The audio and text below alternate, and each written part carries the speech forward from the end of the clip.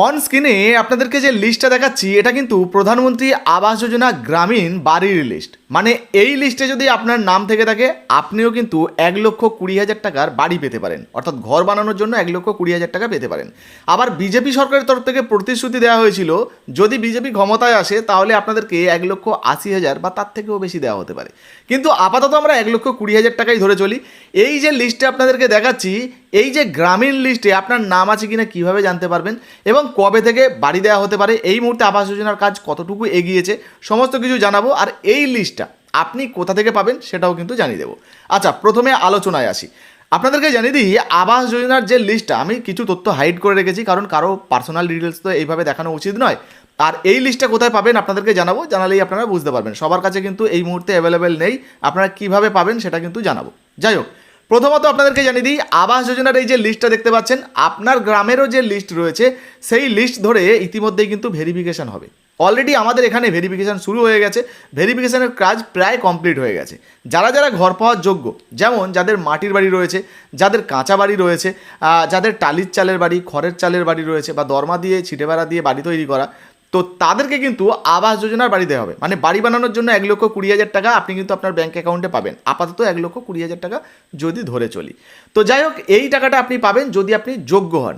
কিন্তু এর আগে কি হয়েছিল, প্রচুর মানুষ এমন ছিলেন জালিয়াতি করে অন্যের বাড়ির সামনে গিয়ে দাঁড়িয়ে ছবি তুলে নিয়েছেন এবং তার নিজের কিন্তু পাকা বাড়ি বা দোতলা বাড়ি, ছাদ বাড়ি রয়েছে, তাহলে তিনি তো আবাস যোজনার বাড়ি পাওয়ার যোগ্য নয়। তবে এবার যে ভেরিফিকেশনটা হচ্ছে, এই ভেরিফিকেশানে প্রচুর নাম এই তালিকা থেকে বাদ হয়ে যাবে।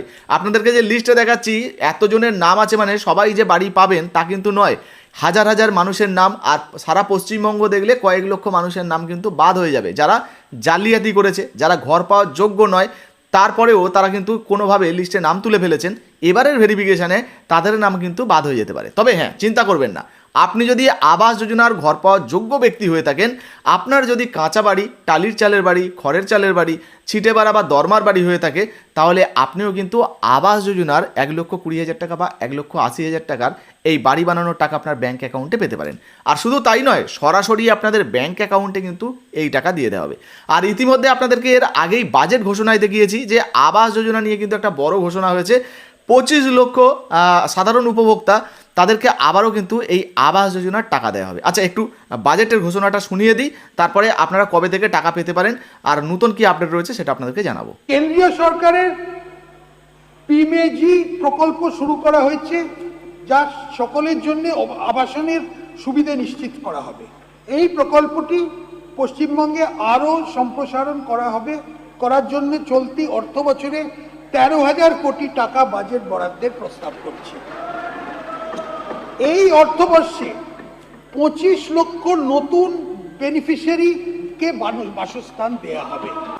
এবার প্রশ্ন হচ্ছে আবাস যোজনার এই যে গ্রামীণ লিস্টটা, এটা আপনারা কোথা থেকে দেখতে পাবেন। দেখুন, প্রথমত আপনাদেরকে জানিয়ে দিই অনলাইন থেকে কিন্তু আবাস যোজনার এই লিস্ট ডাউনলোড করা যায়। যদি আপনি ডাউনলোড করার ভিডিও দেখতে চান কমেন্ট সেকশনে কমেন্ট করুন, তার উপরে একটা ভিডিও আনবো। তবে এই মুহূর্তে যদি আপনি আবাস যোজনার লিস্টে আপনার নাম এসছে কি না সেটা আপনি দেখতে চান, তাহলে আপনার এলাকার যে পঞ্চায়েত রয়েছে সেখানে কিন্তু আপনি যোগাযোগ করতে পারেন বা ব্লকেও যোগাযোগ করতে পারেন। তবে ব্লকে গেলে সরাসরি আপনার কাজটা যে সহজভাবে হয়ে যাবে এমনটা নাও হতে পারে। আপনাকে বলবো আপনি আপনার পঞ্চায়েতে যান, তাহলে কিন্তু কাজটা অনেকটাই সুবিধা হবে, মানে অনেকটা সহজভাবে কিন্তু আপনি আপনার লিস্টটা দেখতে পারেন। আধিকারিকদের গিয়ে বলবেন যে আবাস যোজনার লিস্টে আমার নাম আছে কি স্যার, একটু দেখে দিন। আশা করি স্যারেরা আপনাদের সাহায্য করবে। যদি আপনার নাম থাকে আপনাকে বলে দেবে বা আপনাকে হয়তো লিস্টও দেখাতে পারে, আপনি কিন্তু আপনার নামটা দেখে নিতে পারেন।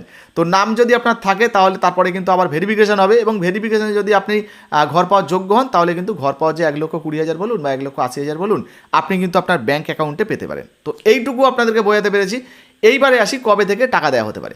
দেখুন, প্রথমত ভেরিফিকেশান কমপ্লিট হয়ে যাওয়ার পর আপনাদের ব্যাঙ্ক অ্যাকাউন্টে কিন্তু টাকা দেওয়া হবে।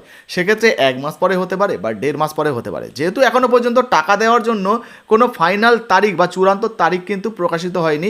যদি কোনো তারিখ জানানো হয় সেটাও কিন্তু আপনাদেরকে ভিডিওর মাধ্যমে জানিয়ে দেবো।